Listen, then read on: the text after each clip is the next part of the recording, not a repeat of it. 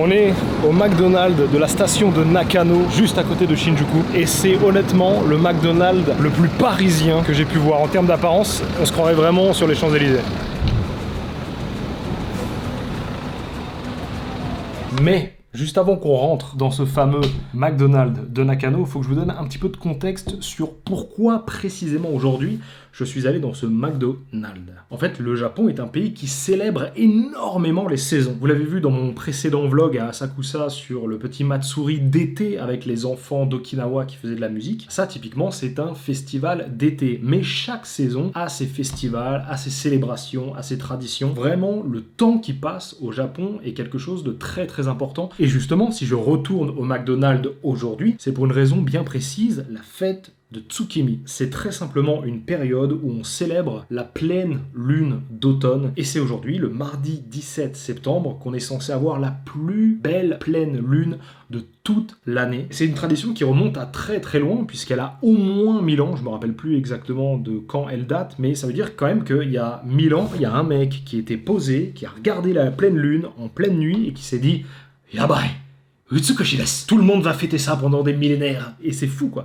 Est-ce qu'on peut faire une tradition qui est plus esthétique que ça? Le fait d'observer la pleine lune. C'est ça le principe, en fait. Observer et célébrer la pleine lune. C'est l'occasion de proposer des produits qui sont en édition très limitée, en relation avec la saison en question, et parfois ces produits sont tellement limités que la prochaine fois qu'on revient à cette saison, le produit en question peut ne pas revenir. Et donc justement, le plus fou dans cette histoire, c'est que McDonald's était déjà présent à l'époque de la création de ce festival Tsukimi d'observation de la lune d'automne. On a retrouvé des images d'archives de cette époque-là, et vous allez voir, c'est fou, quoi. また姫のことですか？いや、帰ってきたのか。ただいま。月見の季節だし。月見バーガー、今年は芳醇ふわとろ月見も。地球最高。いい月見だ。C'est fou quand même, hein. McDonald's, déjà à l'époque, ils étaient présents. Ah, le Japon. Allez, allons goûter ce menu Tsukimi en édition extrêmement, totalement, absolument limitée. Aujourd'hui, nous allons goûter le menu Tsukimi qui célèbre le fait d'observer la lune, puisque Tsukimi, ça veut littéralement dire lune. Et regardez, c'est un menu spécial qui se compose de frites, d'un burger unique qu'on ne peut avoir du coup qu'à ce moment-là, une sauce unique qu'on ne peut avoir qu'à ce moment-là, un gâteau unique qu'on ne peut avoir qu'à ce moment-là, et évidemment une boisson que vous avez deviné, on ne peut avoir qu'à ce moment-là. Tout a coûté 1230 yens, c'est-à-dire moins de 8 euros. On va commencer par la sauce qui a priori est une espèce de sauce au citron, mais que je crois reconnaître parce que wow, c'est très vinaigré. C'est pas très accueillant, on va dire. Mais je crois que cette sauce, je la connais déjà parce qu'il me semble que c'est celle qu'il y avait avec le menu lorsque j'ai pris un McDonald's dans le précédent vlog où je testais le McDonald's français et japonais. Mais pour être tout à fait franc, je ne m'en souviens plus du tout, donc armons-nous d'une frite et goûtons instantanément cette sauce. C'est très aigre-doux en fait. Mais instantanément, ce qui choque, c'est vraiment... C'est sucré, mais vinaigré, amer, acide, avec... Alors je vais le vérifier, c'est effectivement une sauce qui contient du citron et du shichimi tartare. J'imagine qu'en fait c'est une sauce tartare qui est un mélange de yuzu et de shichimi.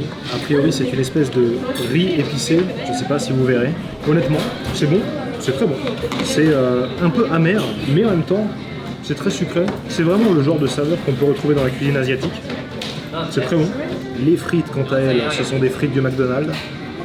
Donc je ne vais pas vous faire l'affront de les décrire plus que ça, mais elles sont quand même un petit peu meilleures qu'en France. En France, elles sont vraiment extrêmement molles, elles sont vides. C'est pas bon du tout, faut dire les choses. Là, honnêtement, même si c'est des frites McDo, c'est quand même des vraies frites.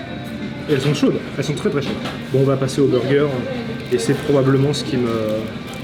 tente le plus parce qu'il a l'air très gourmand. Waouh, alors franchement j'allais être mauvais en mots. J'allais dire la présentation laisse à désirer, mais honnêtement c'est le burger le moins plat que j'ai jamais eu à McDonald's. D'habitude c'est vraiment limite des assiettes, là pour le coup il est vraiment bien moelleux. Là on peut voir vraiment toute la sauce qu'il y a, il ne lésine pas vraiment sur les ingrédients, c'est très très gourmand, hein. J'en ai plein les doigts alors que je viens de le prendre en main. Il est très moelleux, ça sent très bon. Ça sent l'omelette, mais en même temps une certaine forme de poivre et de quelque chose qui est très, très sucré. Alors ça va être très bizarre à dire pour un burger, mais on dirait qu'il est liquide. Enfin, il n'est pas liquide, mais en fait, il est tellement moelleux, il est tellement fondant que vraiment, quand tu croques dedans, instantanément, il commence à se dissoudre sur ta langue. T'as même pas de travail à faire pour le mâcher, sauf pour la viande, mais c'est presque un médicament, en fait. J'ai de l'œuf qui tombe partout sur mes mains. L'omelette est excellente. Je sais pas ce qu'ils mettent dedans, mais l'omelette, là, qui est au tout premier étage, en dessous des steaks, elle est excellente, vraiment. Waouh. Elle n'est pas du tout sèche, ce qui est souvent un problème avec les omelettes. Là, en l'occurrence, elle est très fondante. On arrive à sentir l'œuf, on arrive à sentir le bacon, on arrive à sentir la viande. On sent aussi le... Enfin, parce qu'il y a 2 œufs, il y a une omelette en dessous, là. Et au-dessus, il y a un œuf sous forme un petit peu de McMuffin. Le fromage est fondu. En fait, c'est ça, ça doit être une omelette aux œufs. Tout en bas, ça doit être une omelette aux œufs, en fait. Une omelette aux œufs, oui. Excellent, 5. Une omelette aux œufs, bravo, tu viens de réinventer la cuisine, 5.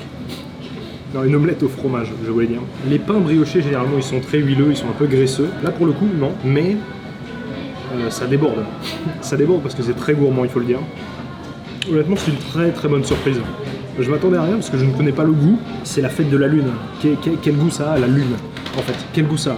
Ça n'a aucun goût, la lune. À moins qu'elle soit en fromage, c'est possible. Elle est peut-être en fromage.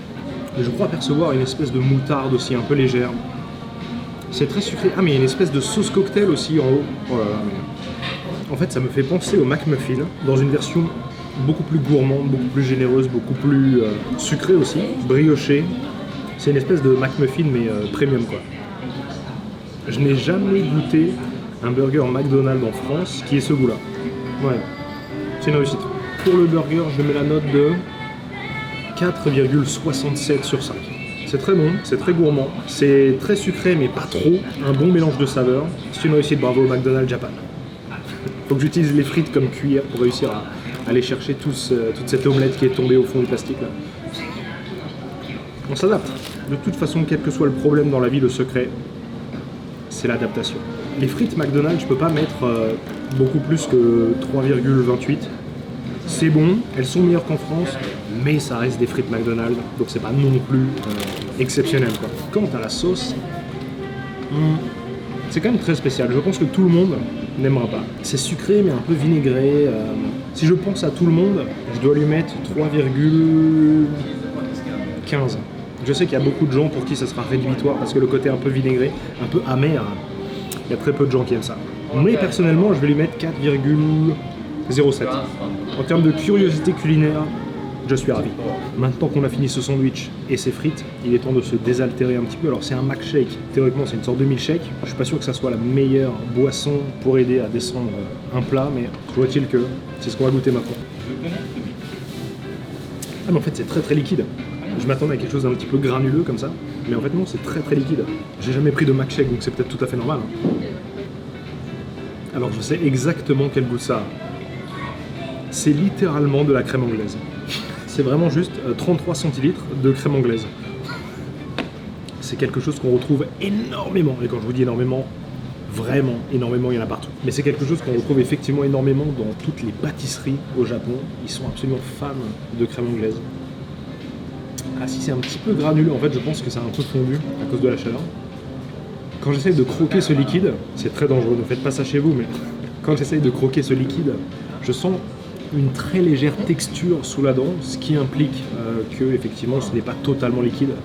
Bon, toujours est-il que c'est très très bon, mais ça reste de la crème anglaise, donc je peux difficilement mettre plus que la moyenne, parce que c'est vraiment très basique finalement. Mais, point bonus pour le design, que j'aime bien avec les petits lapins qui regardent la lune, des usagi, c'est comme ça qu'on dit un lapin en japonais, un usagi, qui regardent la lune, tsukimi, c'est plutôt mignon, c'est plutôt bien fait. On dirait qu'ils sont sur une espèce d'étendue d'eau ou même sur la banquise. On était à 2,5 et on monte à 2,83. Et comme elle est très voluptueuse, elle est très soyeuse, j'ai envie de dire, je monte à 3,07. Donc on s'en sort quand même plutôt pas mal.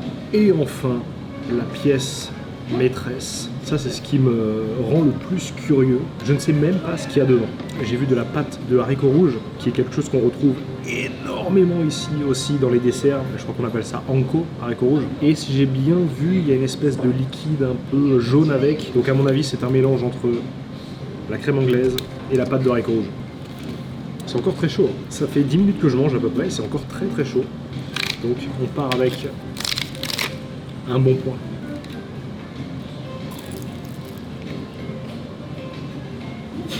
Pour l'instant, je n'ai eu que de la pâte. J'ai vraiment lâché un gros croc, je n'ai eu que de la pâte. McDo, c'est quoi ça, franchement? Ok, c'est bon, je suis dedans. Oula oui, oh. C'est très riche en saveur, très riche en goût. On sent instantanément la pâte de haricots rouges, c'est très sucré. Alors écoutez, comme ça craque bien. Hein. Ce bruit là, c'est un de mes bruits préférés. Très onctueuse, elle est pas sèche du tout. C'est très bon, très sucré. Je vois qu'il y a une deuxième sauce. Impossible d'identifier quoi que ce soit parce que la pâte de haricots rouges a un goût qui est trop fort en fait, trop imposant sur le reste. C'est bon, hein, mais il y a une partie de moi qui aurait bien aimé connaître quel mystère renferme cette deuxième crème. Là il m'en reste un peu, je vais essayer de la voir. Honnêtement, impossible de savoir ce que c'est. Je ne sais pas du tout ce que c'est. C'est un peu boisé, un peu fumé comme ça. Ça ressemble à de la crème anglaise, mais plus un peu goût biscuit, goût spéculoos. En tout cas, le dessert n'était pas mauvais du tout. Je lui mets la note de 4,48. Honnêtement, c'était bien croustillant. La pâte d'haricots rouges était excellente. J'ai vraiment envie d'en manger un deuxième. Sur 5, je mets en tout 4,18. Allez, 4,19, je suis sympathique parce que ça reste quand même du McDonald's, donc c'est pas non plus de la grande cuisine, mais c'était pas très cher, c'était goûtu, je dois l'avouer, et ça m'a fait découvrir plein de choses, et je suis curieux donc ça m'a un petit peu amadoué, je dois dire. Alors par contre, entre l'huile des frites, le burger qui dégouline, le gras du gâteau, j'ai les mains couvertes de tout un tas de trucs, il va vraiment falloir que j'aille me les nettoyer. Je peux même peut-être faire une petite, j'allais dire une dégustation de toilettes. Non, on va éviter, mais une analyse, voilà, de la propreté des toilettes dans un McDonald's japonais, parce qu'en France, on sait très bien ce que ça vaut, et je crois qu'on n'en dira pas plus. Alors bon, j'ai pas filmé dans les toilettes pour des raisons totalement évidentes, mais ces toilettes étaient propres, évidemment. Ces toilettes étaient reluisantes, évidemment. Ces toilettes étaient immaculées, évidemment, parce qu'on est au Japon. Alors je suis rentré chez moi, l'esprit léger, comme la première fois que j'ai essayé les toilettes japonaises quand je suis arrivé, telles que je n'ai plus jamais pu les oublier. Et quand je reviens en France, je ne peux cacher une certaine souffrance à l'idée de savoir, sans aucune nuance, que les toilettes là-bas y manquent d'opulence.